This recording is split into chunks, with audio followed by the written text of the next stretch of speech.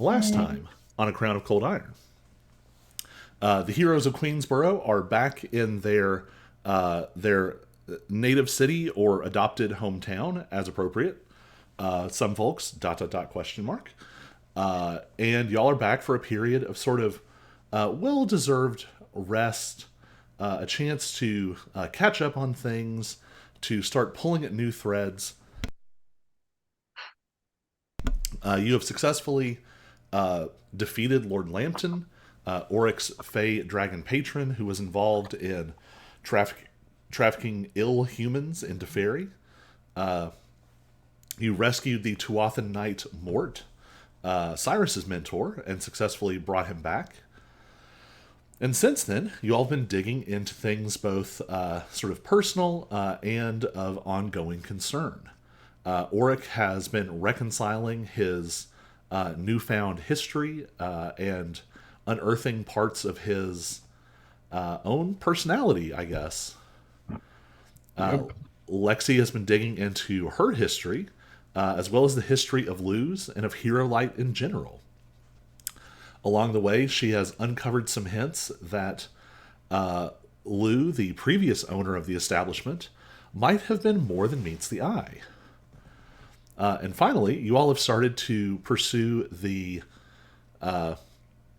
this unusual figure whose name you have discovered is Roland, a human fighter who has been appearing for months in various fight clubs around town, handily defeating very powerful supernatural enemies, but who also appeared in the magically sealed memories of Lady Bryn, including a vision in which he seemed to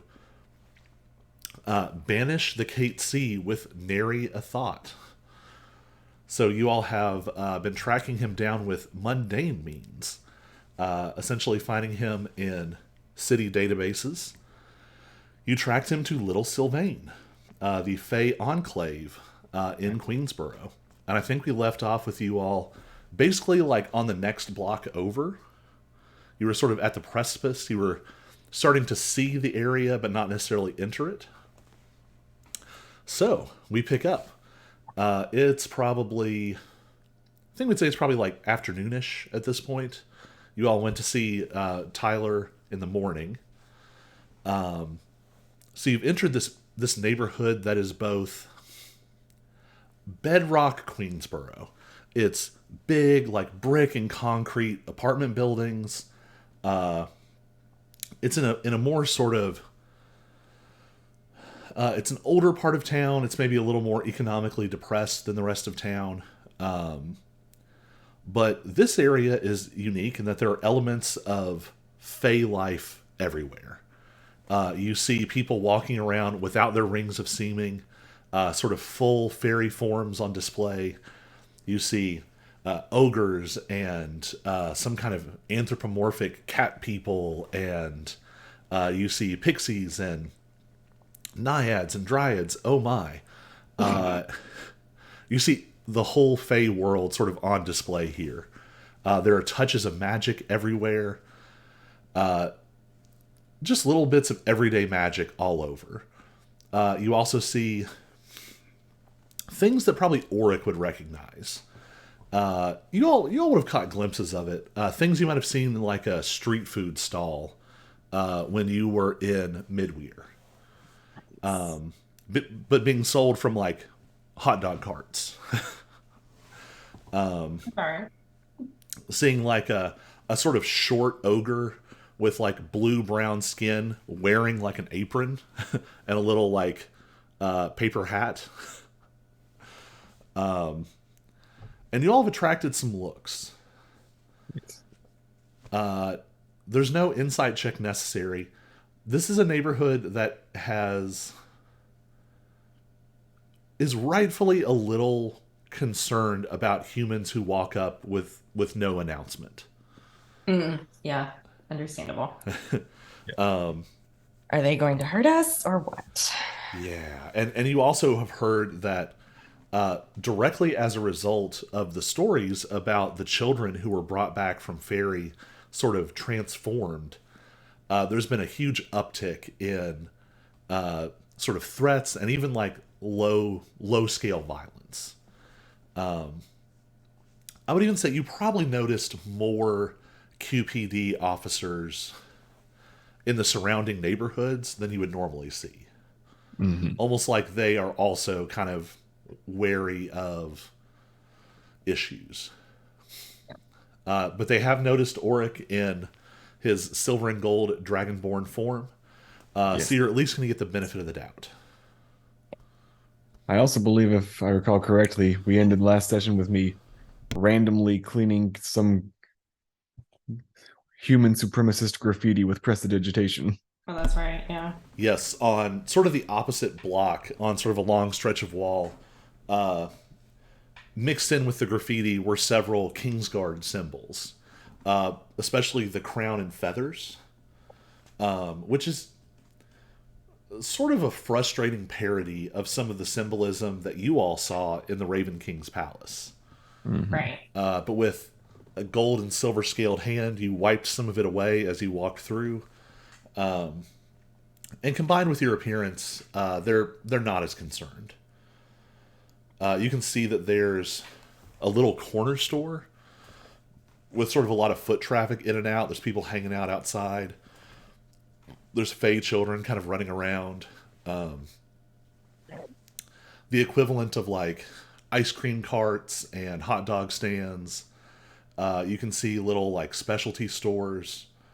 Notably, a tailor slash launderer who seems to have like clothing in the window that is of unusual sizes. And you can also see there's several residential buildings. And one of them, you know, is the one of Roland's last known address. What would you all like to do?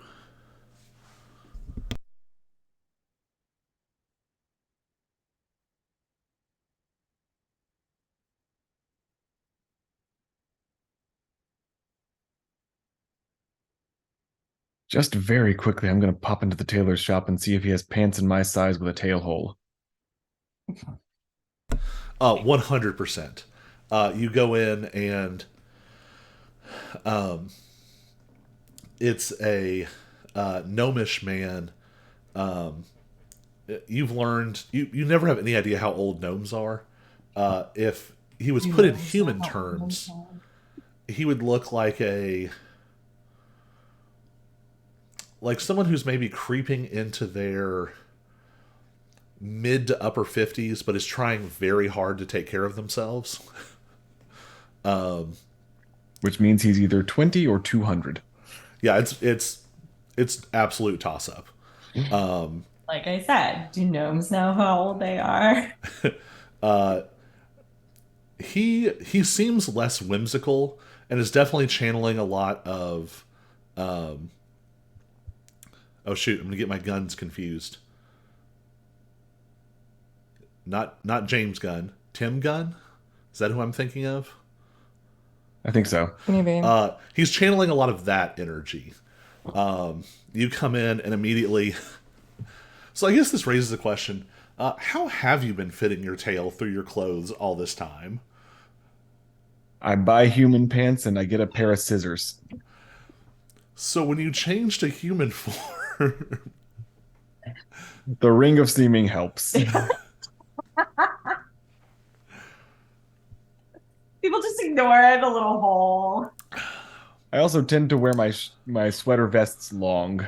it just sort of pulls around your tail and covers discrepancies. It's like when I went. My best friend's dog is getting older, and it's a Pembroke Welsh Corgi who has been docked, so the tail has been removed. And so Lucy has to wear doggy diapers when she's home alone. But there's a hole in the butt of the doggy diapers that Lucy does not need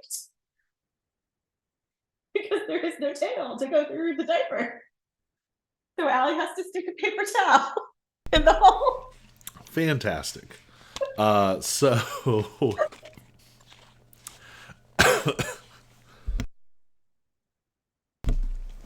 this tailor sort of looks you up and down. You can see in the back there are what appears to be some apprentices. There's a tiny pixie, a halfling standing on a stool, and then what Auric would recognize as a furbolg, a sort of hulking, somewhat. It's kind of hard to tell what's moss and what's just hair, kind of hunched over, and all of them are like prestidigitating bags of laundry, just like one article at a time. And you walk in, and the gnome considers you and says, "Ah, it's the tail, isn't it?" Yes, sir. Ha, of course. And when he snaps, you realize that some of the like display racks and things in here have been animated with magic, but not. They're not like sharp and precise movements. It's almost a little bit more like Tony Stark's machines early in the Iron Man series. One of them sort of like wobbles and comes up in front of you, and it has like a whole array of outfits that have been altered to have the tail hole. And he says, "I suppose if you're fine with what you're wearing, we can modify it for you. Yeah, I assume you have more of that at home." I'm gonna take that as a yes. I'm not saying you have to buy a whole new wardrobe here. Anyway, What's wrong with my sweater vest? Honey, you're talking to Tim Gunn. It's iconic. It's my thing. you can tell he's just sort of mentally petting you on the head. You're way taller than him. He very spryly does like truly like a 3-foot standing jump and just hops up onto a very sturdy looking table and is sort of looking at you. "I suppose if I'm going to work on the tail, maybe I could touch up some of this if you're just attached to this vibe, I guess." I was just coming in for some pants and I'm getting attacked. A different gnome comes out. Same sort of dark hair, but it's a woman. The hair is cut to like right here, and she hops up and just pushes him off and says, "Dad, customer." And you notice like he had like a touch of what you recognize as like a Sylvan accent on his common. And very clearly she has like a Queensboro accent. Seems like maybe wouldn't have been like a primary common speaker, but you would guess she might be like actually in her 20s.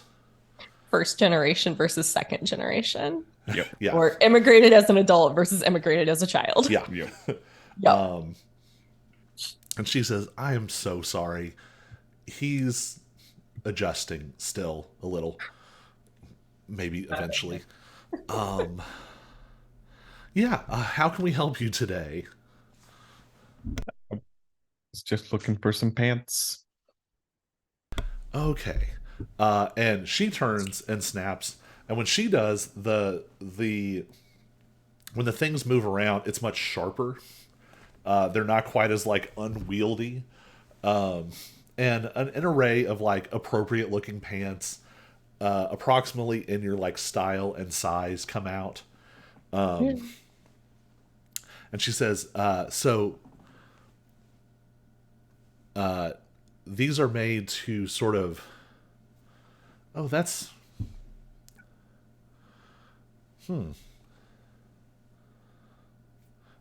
we try to help folks tailor to their rings of seeming so that their outfit is consistent, if that's what they want. But she's like looking at you oddly. Oh, yeah. I reach into my pocket. I have one, it broke. Oh, that's really dangerous. It's a long story. I mean, there's you should be careful out there. I'd get that fixed before you wander around too much. I mean, it's not too bad.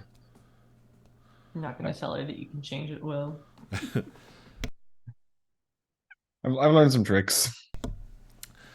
She's definitely noticing there's something's odd, uh, and I think maybe because of her vocation, she is uniquely situated to tell that you're someone who doesn't just have the illusion of two sets of outfits, but like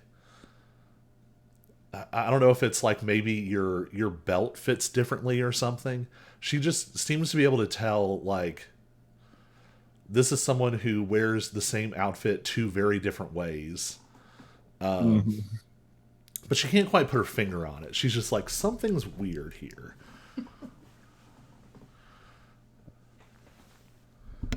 As she is looking and trying to figure it out, I reach into a different pocket and pull out my business card and say, "Oh, by the way, just getting getting my foot in the door. Private Oh, investigator. you're a friend of Mr. Pevins. Yeah, yeah. Yeah, he would not shut up about you. He was so pleased. Yes. You know what? Here's what I'll do. You pick out what you want, and I'm gonna knock 30% off of it. Excellent. And I won't make you. Here's what I will say: there is some like common magical items in here. Just little things like, essentially like a shirt of air conditioning, pants of warming, jacket of waterproofing. Well, But I it looked at is. my I would say it is very nice quality, like, and it does seem to work as advertised. I looked at my inventory and I've only got 164 gold, so not going for anything fancy. Do you need a loan? Oh, that's right. You all have never gotten Lambton's bag open, have you? No, No? I don't think we have. That that should be somewhere on your agenda. But I'll say this: it's the exchange rate because this is not like mechanically significant stuff. Um, Yeah. it's like a couple of gold pieces for several outfits. Yes. Well, that's good. I'm gonna look all fancy and stuff. So you find several things that are kind of in your style, whatever you're sort of looking for there. Um, I'll let you decide interesting features. It's all kind of in like that prestidigitation, cantrip land of effects. Um, but yeah, Yeah. I managed to find exactly one sweater vest hidden. um, yeah. I think when you pull it out, she's like, "Oh, I made that one," and it's really nice. May I? Absolutely. I take my sweater vest off and put it in my briefcase and put the new one on immediately. As you pull it on, at first it almost looks like it's not exactly the right fit, and there's a weird elasticity as you pull it, and then it's like the right size. Whoa. Has like a really nice texture to it, very comfortable. You feel exactly the right temperature. I think I just found my new default sweater vest. She's just absolutely thrilled. Um, and I feel like she's been around long enough now that she needs a name. Uh, Oh gosh. she is she is Vi and he is Vincent. Okay.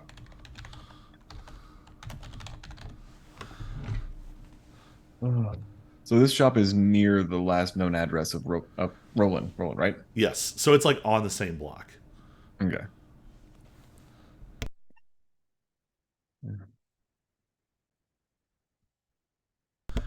Just for fun, give me an Arcana check,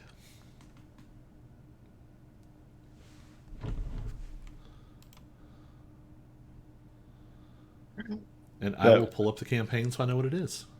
it was almost a 2 on the die, but then it became an 18 on the die. So Very All reach right. nice. So you saw that there's a lot of magic happening here, but you're close enough now that you can really feel it. This, in some substantial way, feels more like fairy, both in terms of the density of magic. There's just a lot more of it happening, so there's like ambient magic in the air, almost sort of like fireworks smoke. Not noticeable from a spell or two, but you start stacking them up in a short period of time, and it's heavy in the air. Mm. Also, you feel something pulling at you, and very specifically, not in an uncomfortable way. There is almost a sort of gravity here. It feels comfortable. So not pulling like in a specific direction, but just kind of. Truly, in the oddest sense, it's not so much a geographical direction as it is.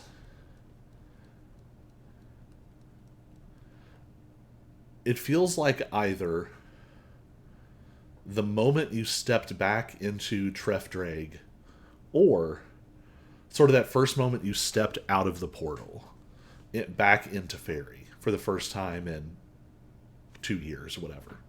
Mhm. Okay. It is exactly that kind of feeling.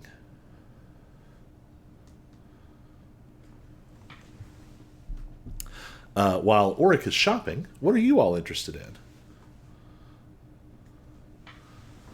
So yeah, I'm probably browsing. Lexi's definitely not like a spiffy dress up person, but you know, she's curious, so I'm probably browsing carefully. I mean, I would think there's probably a lot of features here that catch your eye. Yeah. One big thing is, I mean, I think we've said Lexi's a big lady, like Yeah. both tall and. Guns. We got tickets to the gun show. I imagine that's probably a little bit hard to accommodate at like a Target. Yeah. Yeah.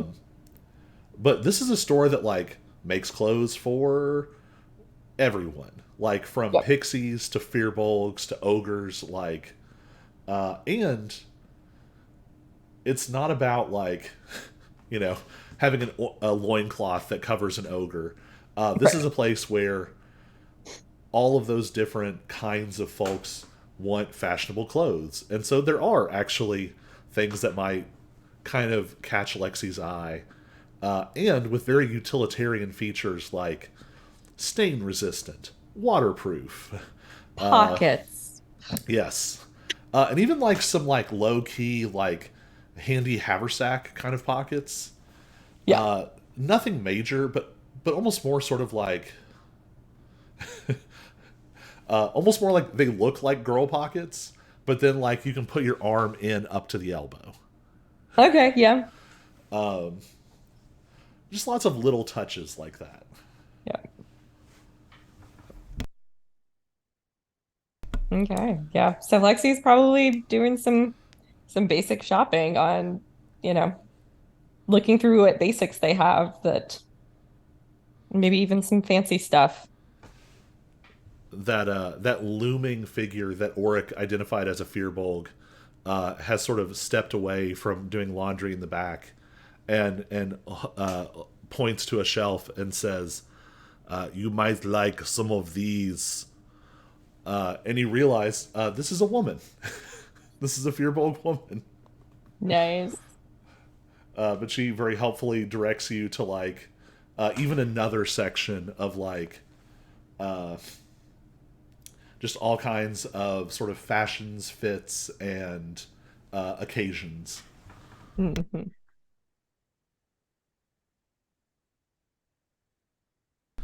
So what is Cyrus doing? I sure hope So Cyrus is clothes shopping. I think because of the duster, Cyrus like doesn't care about. So I imagine Cyrus is like pretending, but like is it glass window front or is it like bricked off? It's glass. Okay. So Cyrus is like pretending to shop, but is basically just spending his whole time like watching the street in front and like seeing if anybody is like lingering and if anybody is like trying to keep an eye on them. Mhm.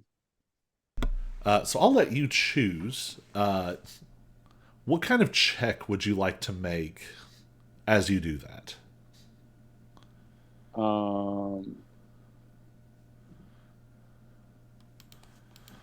And whatever you choose will sort of set the kind of information you're going to get out of it. okay.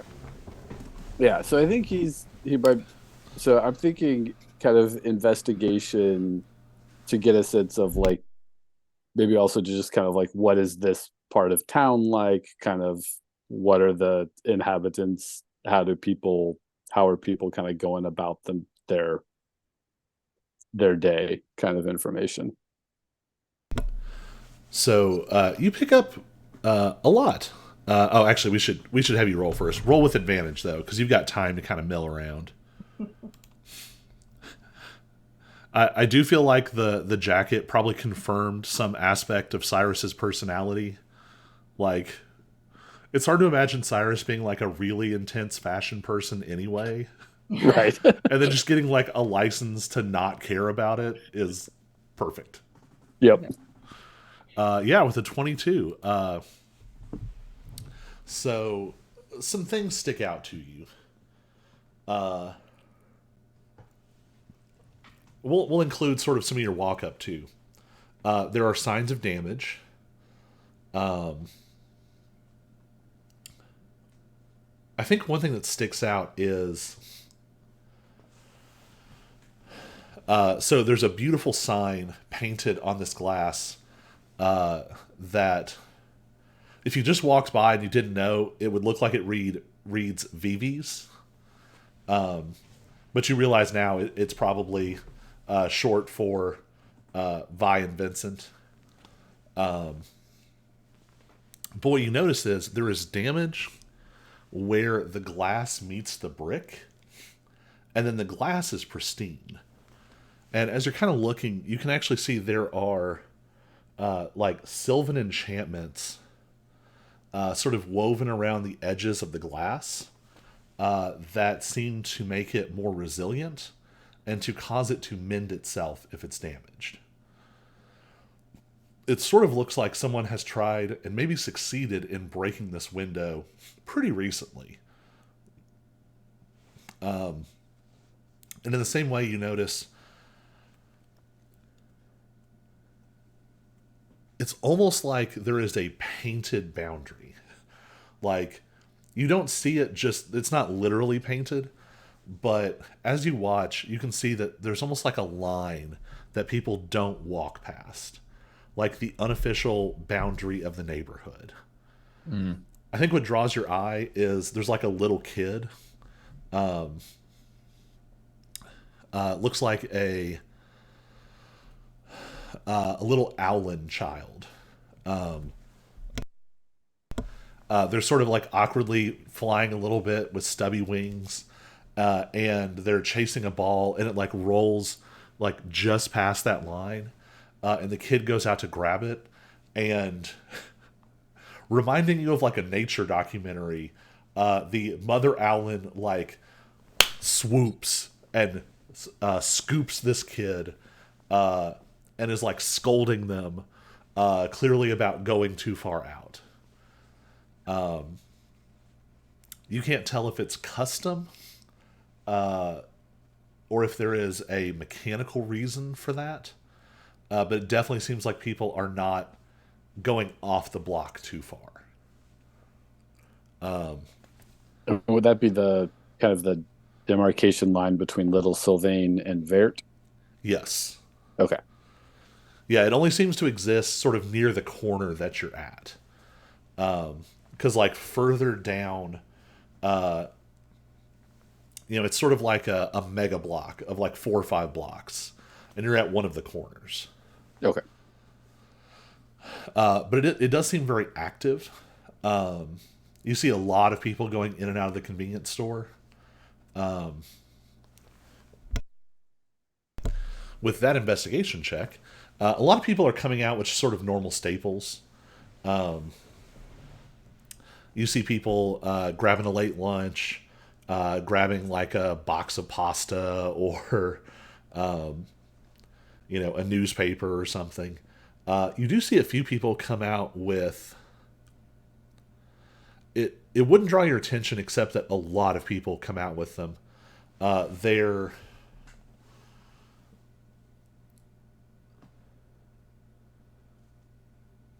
you identify them as scrolls, but they don't have that sort of like musty old school look to them. They look like they've been sort of modernized. They're sort of thick sheets of rolled up paper. Sort of people have them sort of tucked under their arms, but you see a lot of people buying them. Some of them buying like 3 and 4 and 5.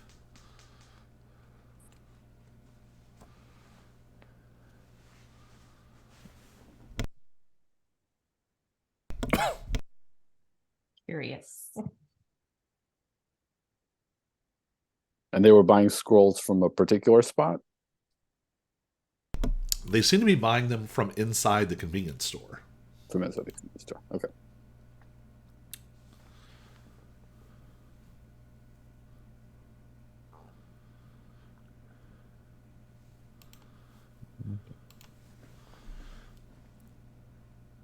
I also think while I am shopping, I'm going to be talking with Vi about the neighborhood and the neighbors. Mm-hmm.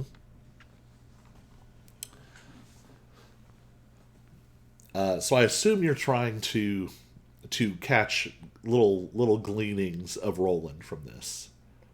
Yeah, that's the main thrust. So I'm gonna say,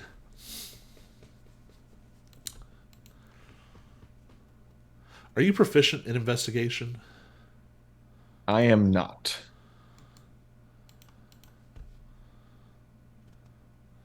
Man, it's hard to fill in some of the like. It seems like ironically to be an investigator, you need a lot of other skills, and sorcerers don't get very many. No. I'm persuasive. Yeah. Here's what I'm gonna have you do: roll a charisma check and add +1 for your investigations. This is a charisma investigation check. Charisma investigation. All right. So that'll be 22. Dang.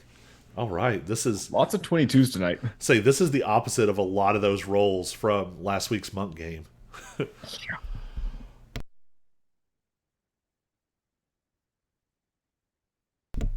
So, just talking to Vi, you're able to kind of steer the conversation where you want it to go. You hear a little bit about Mrs. Starbow. Let's go with Starbow. I like that better. Who is sort of the unofficial sort of grandmother of the neighborhood. She's just sort of everybody's grandmother. But specifically is sort of the anchor of fairy tradition here. And you sort of put this together of like, she talks about like a fae coming of age ceremony that's happened recently. And Mrs. Starbow sort of set everything up and sort of ran the ceremony. She talks about Pevins, who is kind of a community. That word has a different association, I guess. Kind of a community leader, but just in a very sort of like low key, stability minded way. You hear a bit about Charlene, who works at the corner store. And you sort of start to despair of hearing anything of Roland.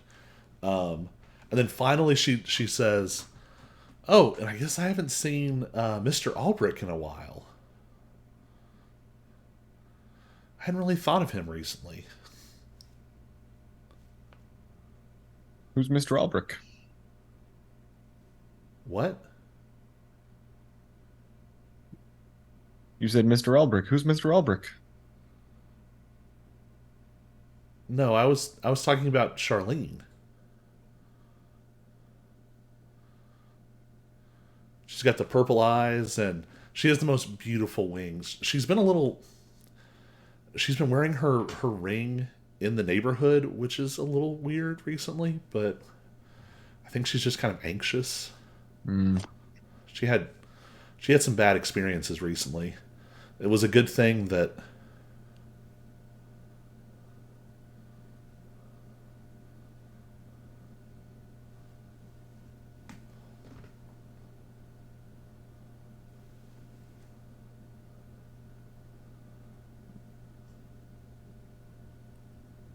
oh, you've got to go down to Miss Faye Nettle's produce stand. Now, technically, she's not allowed to grow anything actually from fairy. Customs gets very upset about that. We have come to understand. But oh my goodness, they have these things here. They're, what do they call them? It's a name that doesn't make sense. Watermelons? Oh my goodness, the way that she grows watermelons. They're as big as me. And they are the sweetest you've ever had.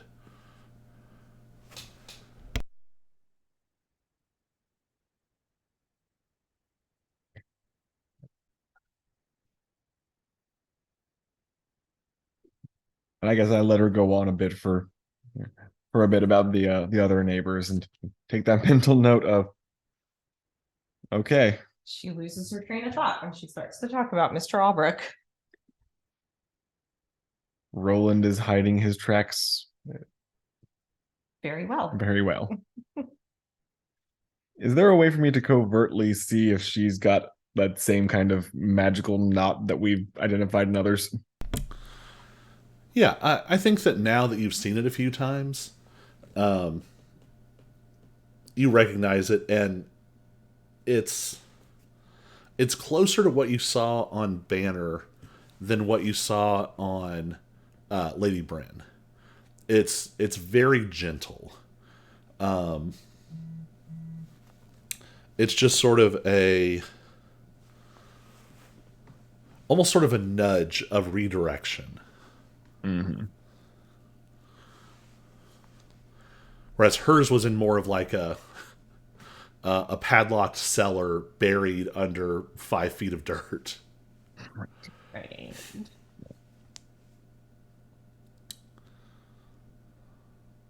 I'm not going to attempt to do anything with that because I have no idea how dangerous this Roland character might be, and I don't want to involve any more civilians than I have to. She also don't want to accidentally give her brain damage trying to undo it. That too. And yeah, she has no idea that she has sort of wandered off conversationally.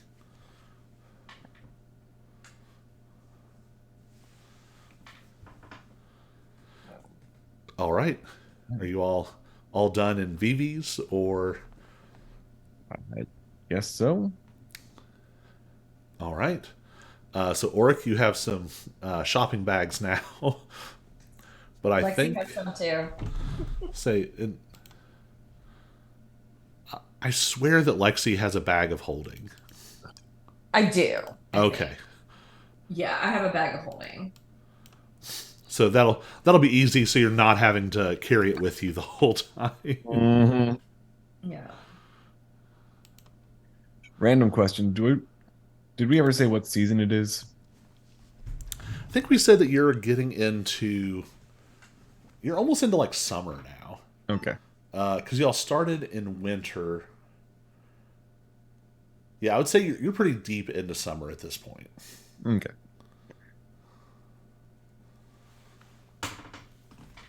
Just you talking about the neighborhood grandmother reminded me I had a scarf from grandmother. Yes. Yep. Although I think also with your, I think we've said before, with your unique physiology, you're not really bothered much by cold or by heat, really. Right.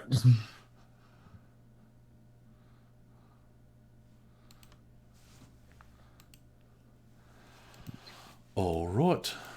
So do we want to pull on any more local threads, or do we want to try and go straight to his residence?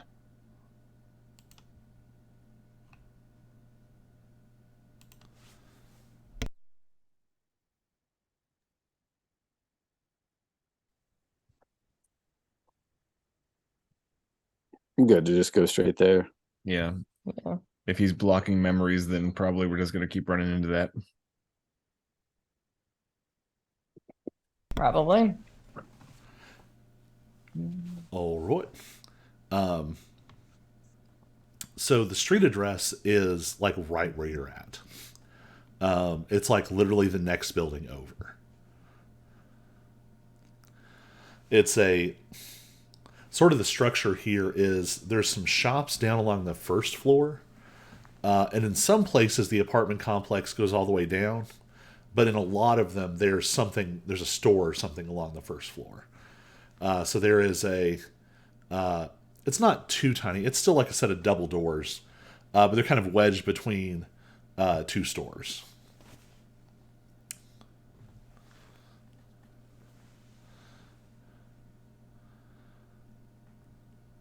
They're propped with like a kid's skateboard or something.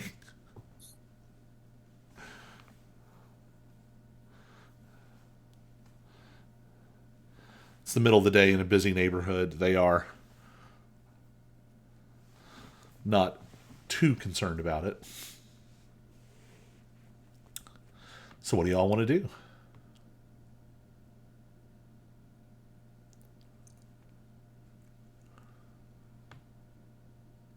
I guess just walk up. Yeah. All right. So through the sort of double doors, there's just a sort of small landing that has like all the different mailboxes.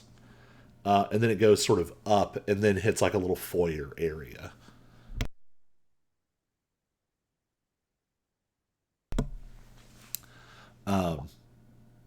There's still a decent amount of sort of foot traffic in and out. Are you all trying to... Are you trying to kind of look like you belong here? Are you trying to actually sneak?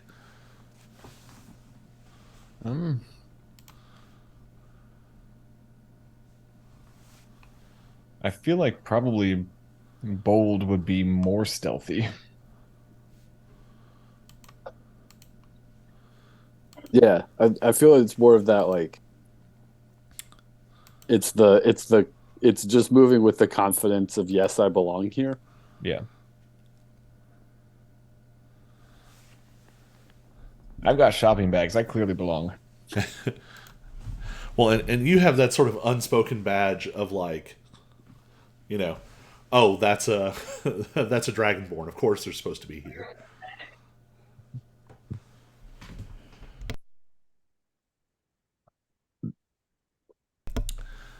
So give me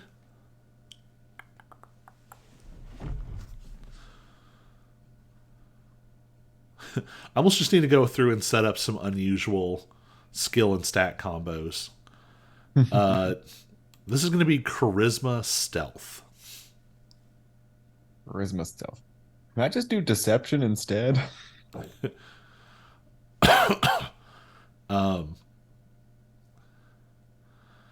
So it'll be for you. Since you're not proficient, it'll just be a +4. Okay. Well, that's the same as a performance check, so. Okay. And since she is up, I will roll for Lexi. This is just going to be a flat +1 for her.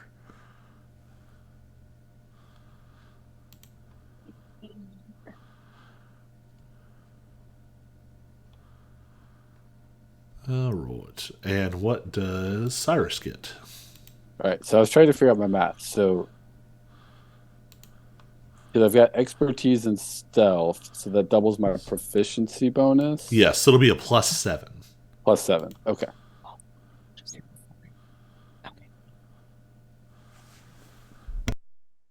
Ooh. 13. All right. I think y'all do well enough. This is really against sort of like passive insight. So most folks, it does just fine. Lexi got a 7 on a charisma stealth check, but that also kind of makes sense. Auric, like, very visibly has markers of belonging here. Cyrus is sort of trained for stealth. And then Lexi is like, I think because of your abilities, you almost register as like extra human. Yeah. But you're with one visible fae, one ambiguous figure, and it's like, well, splitting the difference, probably okay. I think probably what ends up happening is anyone who does notice is like, oh, they're sneaking their human friend up to their apartment. Yeah. Yeah, and you pass a human or two in here.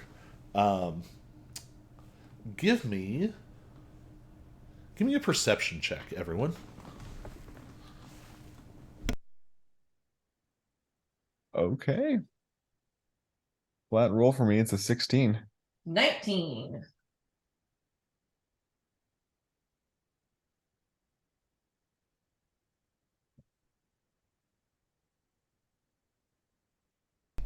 $16. All right. So you all are kind of just keeping an eye on who you see as you come in. There are a few younger humans that are kind of like, seem to be like with somebody. So it's not like actively dissuading humans from being here. What you do notice, though, is that the humans who are by themselves are almost categorically older. You don't see a human by themselves under 40. And even then, most of the ones that you see are like 50, 60, 70 years old. Mm-hmm. So this is like what would be not ridiculous, 10-story building.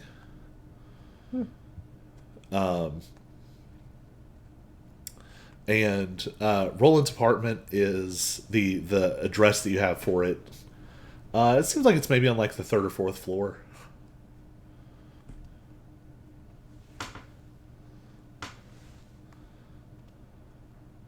All right.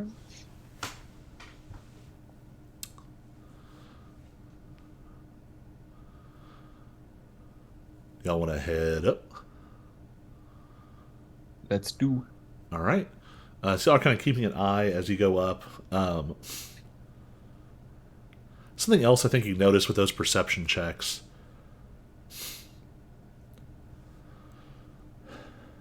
The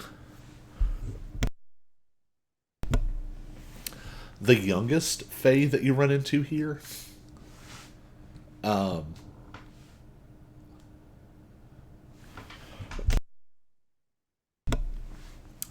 like you might see like an older fae person wearing, like robes and shawls and or you might see like an older pixie man floating through the air wearing like, tiny, intricately carved armor. But then you pass like what looks like a kid or a teenager, and they're wearing like jeans and printed T-shirts, and they're talking on their cell phones, and whatever the equivalent of Fortnite is. There you pass like a halfling kid, a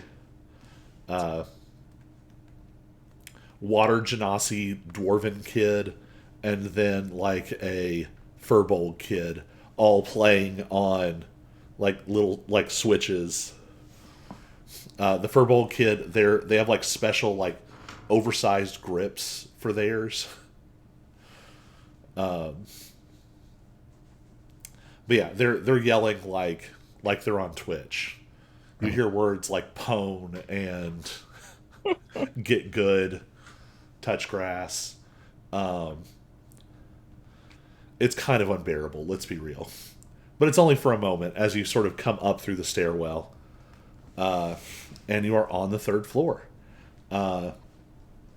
It seems like Roland's apartment is on the front of the building. So it probably has a window that looks down over the street you were just on. Okay. What are y'all gonna do? Well, hopefully Lexi was not visible from the window.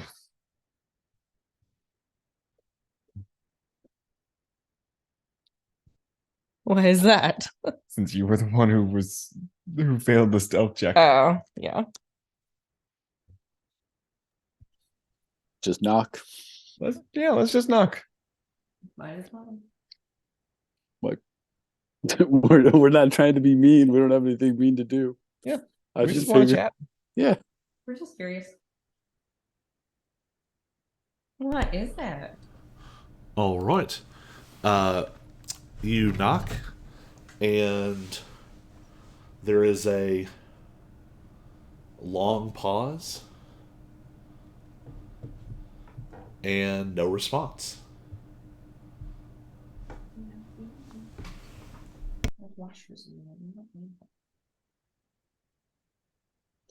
I guess since if it's like, can you try to see if it's somebody like intentionally ignoring us or if it's actually empty? Go ahead and give me a fresh perception check.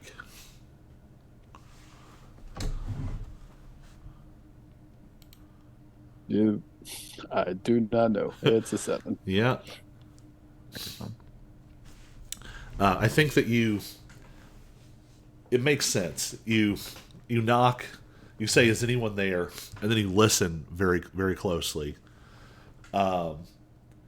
And right about when that happens, you hear teenage voices yelling like, "Kill streak! Kill streak! Headshot, no scope! Whoa!" And for just a second, like you can hear that voice like ringing through the pipes above you as this water genasi kid like yells in exultation. And it just completely muffles whatever you might have heard. Okay.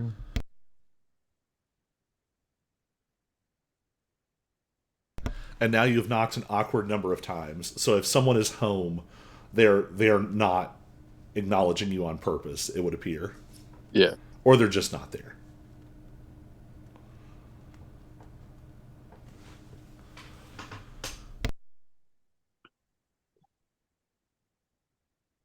Can we try to see if somebody? I mean, he's got like. So we're hearing noise from upstairs. Right. You were hearing the kids in the stairwell. Kids in the stairwell. Okay. They're just that loud. Okay. Kids in a stairwell. Do we want to check with the neighbors? Yeah, that's what I was thinking. All right. So he's kind of in the middle of the hallway. So there's neighbors on each side. Who do you want to try first? Oh. Flip a coin. Even we go left, odds we go right. Odds we go right. All right. You knock, and this time you can hear like the sounds of heavy movement, and the door swings open, and there's a figure who is like bigger than the door frame. Like they have to like crouch their head down into the frame. And she says, "No solicitors, no pamphlets, do not want, no call list." Cyrus will say, "We're not selling anything. We're following up with Mr. Ulrich about some winnings, some of his recent winnings. Just wondered if you had seen him recently."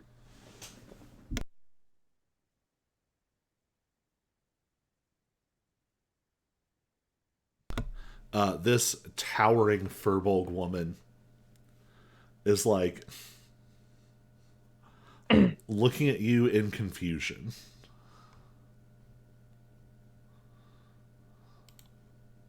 Cyrus will just point to his door. "Your neighbor? Do you know if he's around?" He is not home.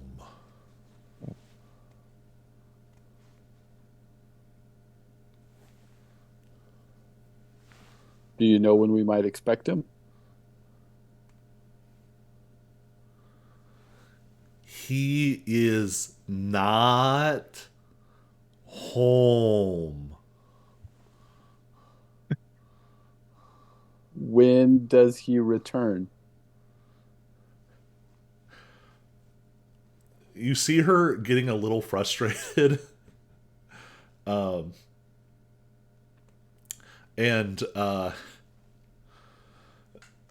the yeah, it was a Furbolg kid in the stairwell, right? Mm-hmm. Yeah. The kid runs up and is like, and I think all of you would understand this, except maybe Lexi. No, you understand this.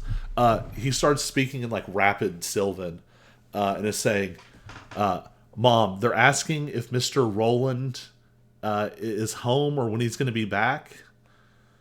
And she responds, "I already told them he is not home. Why? What do they want?" "Mom, do you know when he's going to be back?" "No, I don't know when he's going to be back."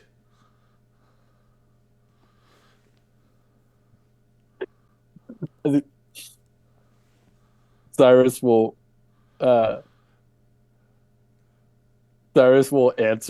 will respond back in Sylvan.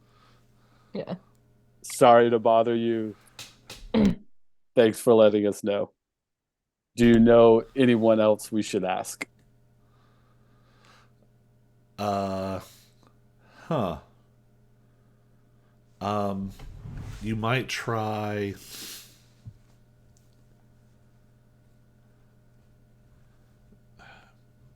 Charlene, maybe? Down in the store? Okay.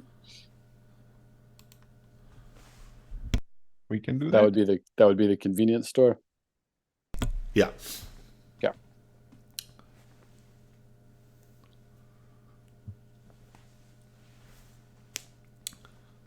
Do you want to knock on any more doors?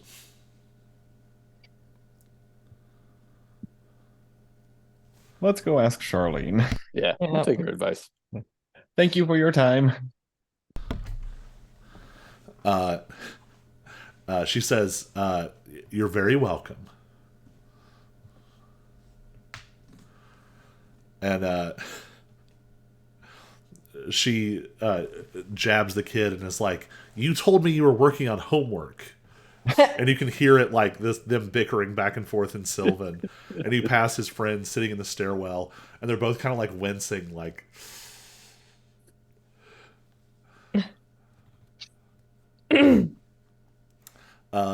So as you go back down the stairs, Auric, give me a charisma saving throw. What? No. 22. That's like the fourth 22 tonight. Jeez, y'all are killing it. So you get down to the stairwell exit to like the street, but the stairs keep going down, and for a second you almost just keep walking.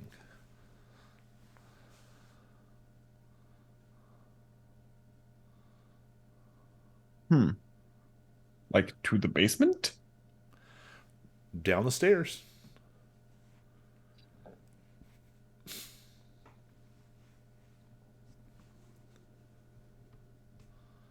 Okay, I need to rewind and clarify. Was this saving throw to prevent me from continuing down the stairs? Uh, Like what is my impulse here? Did I stop myself from doing something stupid or did I notice something? you know that pull feeling you were having earlier? Mm-hmm. At that bottom step, suddenly it almost becomes a tangible pull. But you sort of snap down on it. And so what you all see is Auric just kind of like hesitates for a weird second, like facing the stairs down.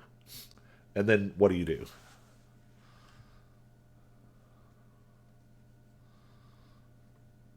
Guys, there's a part of me that thinks maybe we should check downstairs first. Okay. I got no idea why. Just call it a hunch. Lexi's down for a hunch. Yeah. Why not? We can always go talk to Charlene after we check downstairs. Fair enough. So it looks like there are two basement floors. They're not actually labeled. You just see like basement, and then the stairs keep going. The first floor looks like a storage area, with some like maintenance access. That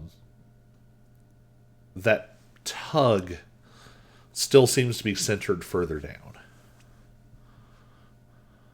Okay. Let's go to the sub basement. So as you get closer, there is now almost like, I think you two feel it now. But for you, it doesn't have quite the same vibe. But it's almost like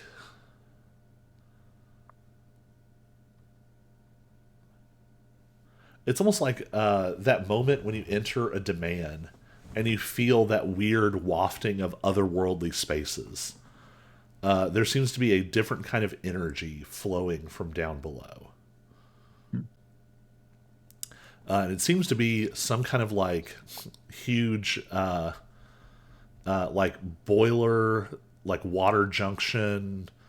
Looks like there's elements of sort of all the building's guts are down in this room, or at least the oldest parts.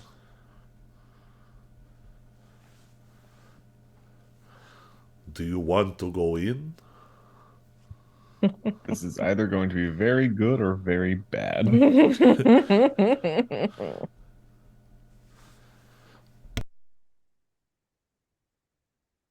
I say go in cautiously. I'll try to sneak. Sure. So, all three of you have been to the official gate. Now, Lexi and Cyrus, you were kind of off in a side area for most of your experience. Auric, you have passed through the official gate. Compared to like the tiny little crack that the Weird Word managed to like push open, the main portal is massive by comparison. What you feel down here dwarfs the main portal. It's not necessarily the size of it, like in physical space, but the metaphysical pressure of it is massive. It's like when when the airflow pressure is different between two rooms, and you can feel like the air pushing out. You feel like Sylvan fairy energy pushing out into this space.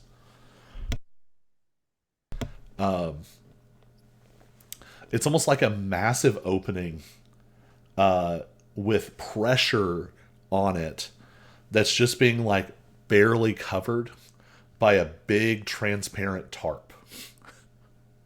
Or like maybe like a plastic curtain you hang up if you're like doing construction. It is a flimsy opening over a massive portal.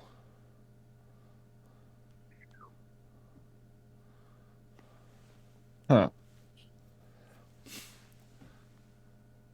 Go ahead and give me an Arcana check. Everybody or specifically? Yeah, I think everybody can roll for this. Well, that's good because my 6 ain't gonna do nothing. Womp Good lord. womp.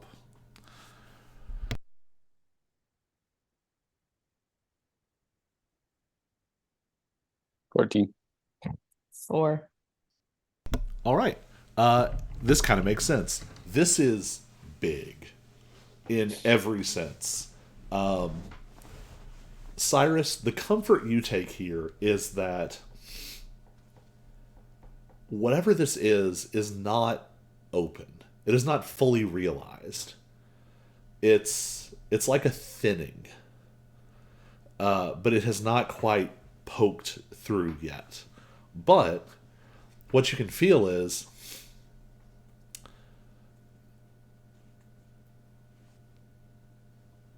you're not sure. You would hesitate to magically poke very hard at this because the three of you just being here, like, jabbing at it might be enough to pop this thing open. Yeah.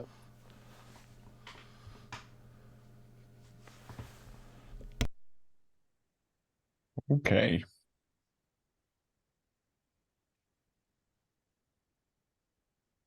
No touchy. No touchy. And I'm going to assume like we don't have any experience with what could do something like that.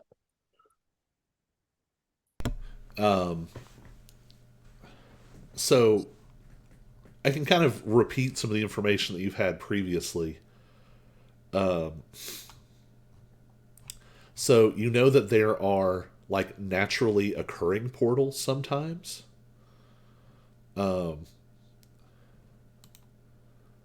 Like just from a convergence of esoteric factors in the material world, just making a place more naturally tilt towards fairy. There are also places where a sufficiently powerful being can sort of punch through.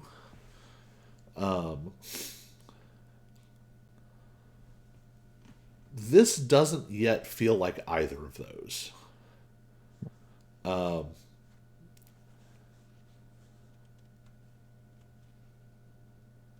There's something odd with this. I look around for cats. Give me anyone who wants to just yell checks you would like to do. I mean, I'm guessing that would be a perception check. Yeah, that's what I was Yeah. thinking. Perception or insight. A 9. Perception. More. Cyrus will do investigation. Oh, nat 1. Oof. How about that nat 20? There are 29. no cats. There's not even anything here. So,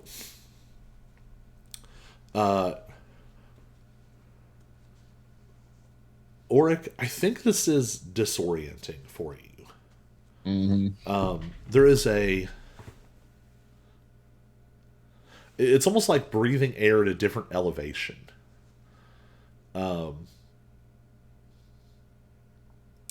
Or like going through an altitude change.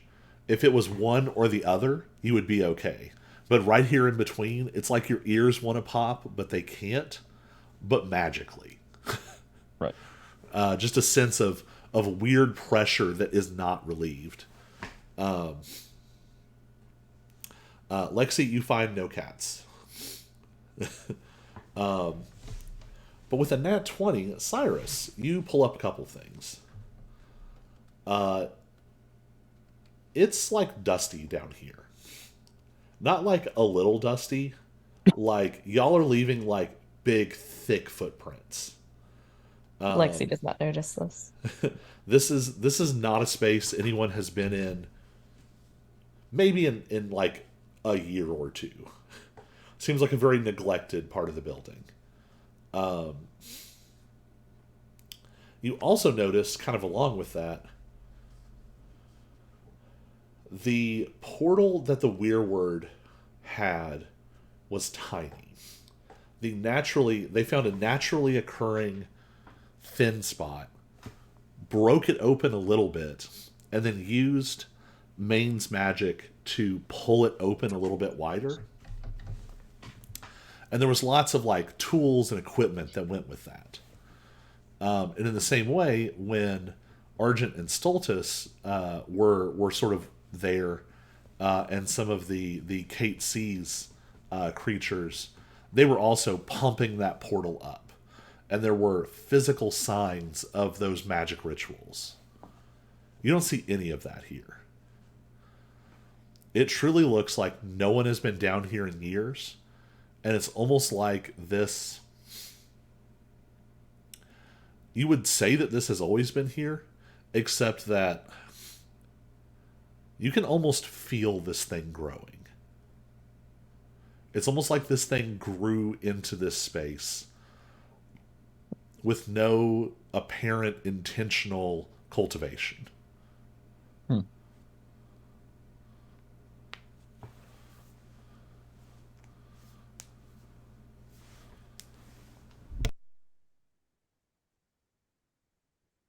So it would fit with the theory that Ulrich was just a dude, and he's slowly getting filled with whatever's growing out of this thing.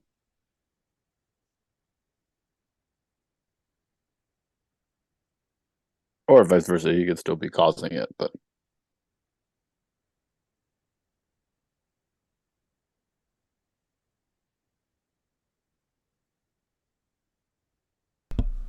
So what would you all like to do?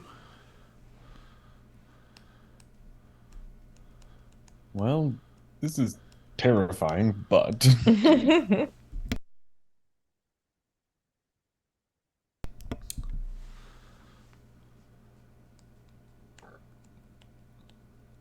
know. Is there anything y'all think we can do down here that won't like destroy the world?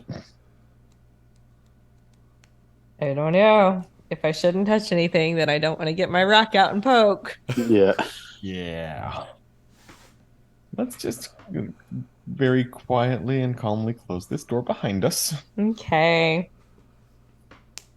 Let's go chat with Charlene, see if we can get any more sense of what's happening in the neighborhood too, and then Yeah. come back when we know a little more. Yeah.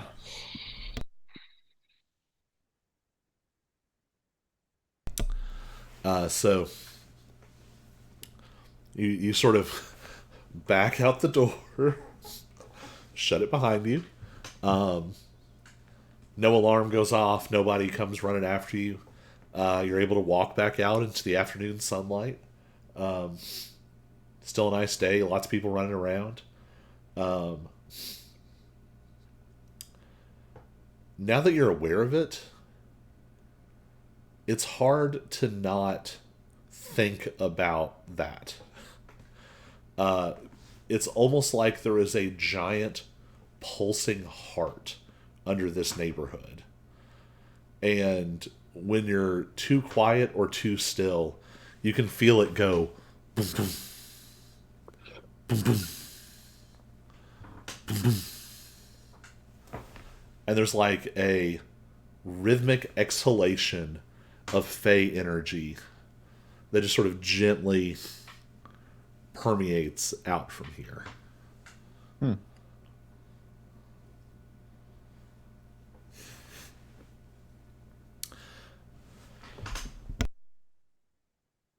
So you're like, one storefront away from the corner store. It's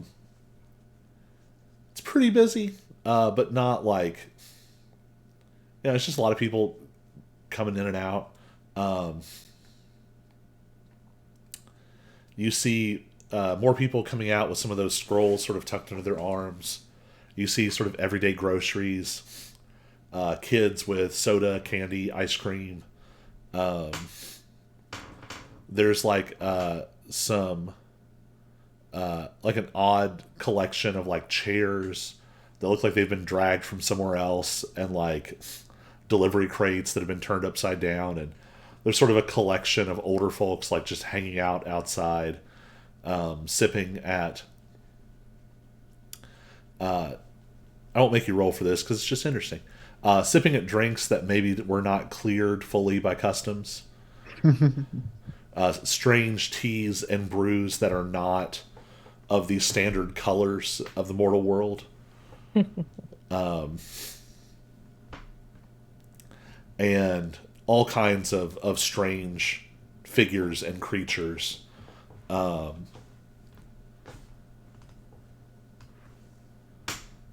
Just for fun, who is the last one through the door?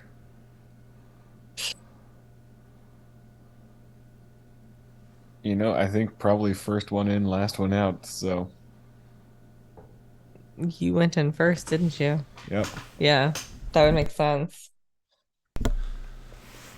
So who's the last one into the convenience store? I went to the convenience store. Yeah. Oh, Probably Cyrus.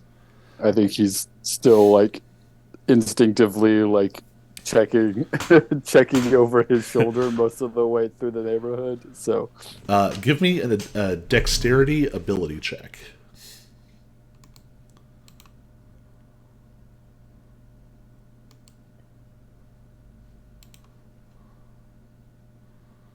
$11.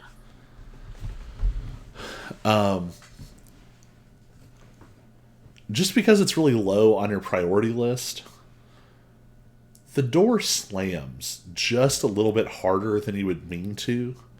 In these streets, even though the streets are wide, with the tall buildings and the sort of summer heat differential, there are occasionally just huge gusts that blow down the street, and the door just.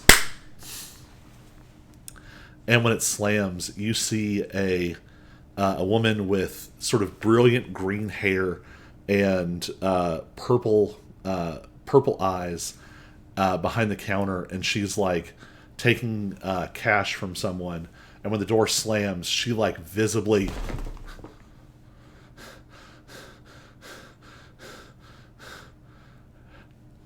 sorry.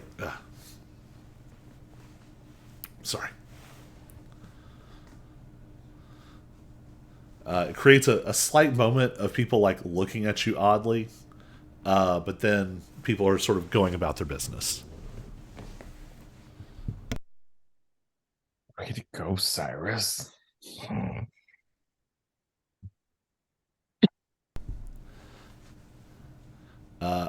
So for the most part, it looks like any sort of overcrowded corner convenience store. Just a ton of stuff. Like the shelves go very high and seem to have just a wider variety of things than you would imagine. And just lots of it.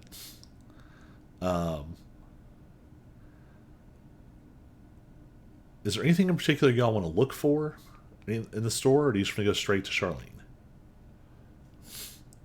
let's just go straight to Charlene. All right. Grab some snacks on the way up. Yeah. So I think based on our time, what we'll do is, so you all step inside, the door slams and she jumps, and then we kind of leave you all in the store, starting to sort of make your way up towards this counter, having to wait in line because there are other people checking out. And once again, we sort of pull out and away And what we see is a TV screen flickering to life. And on the screen, there's a blast of ominous music. A dark musical sting that lets you know that you should feel threatened. The leaders of Queensboro, for too long, have been willing to hand over the human citizens of their city to the Fey agenda. Willing to let their city be overtaken with individuals of unknown background with inhuman abilities to steal your very mind, and even to ensnare your children, carrying them away into their monstrous land, turning them into cruel echoes of themselves. This upcoming election, you don't have to be afraid anymore, because there's a new candidate, a candidate who believes in a brighter day for Queensboro, who believes in a human way for a human city, who believes in peace and prosperity for you and your children. There's a picture of like happy children playing in a family. There's like, it's a picnic in a field in the middle of nowhere. And then there's like a streaming flag and a frame. And it says, vote for Nalt Manford.